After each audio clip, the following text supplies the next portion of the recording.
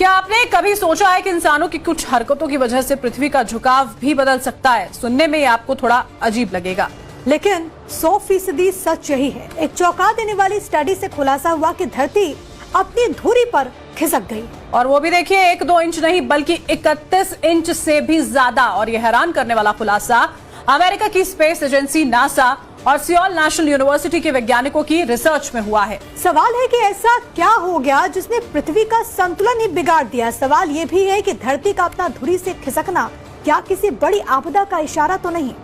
दिखाएंगे आपको एक सुपर एक्सक्लूसिव रिपोर्ट।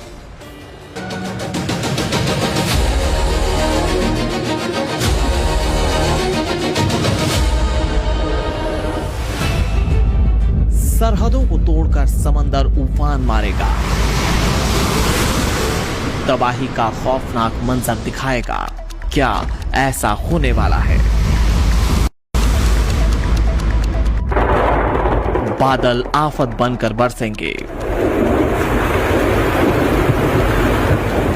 भयंकर बारिश और बाढ़ से कई देशों के हालात बदतर हो जाएंगे।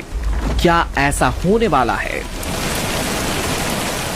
दुनिया के कई देश बूंद बूंद को तरसेंगे, सूखे और अकाल से धरती का बड़ा हिस्सा बेहाल हो जाएगा। मौजूदा वक्त में दुनिया कुदरत के अजीब बर्ताव से जूझ रही है। कहीं बेमौसम बारिश से फसलें चौपट हो रही हैं, कहीं बारिश तबाही की दास्तान लिख रही है, कहीं सूखे के हालात हैं।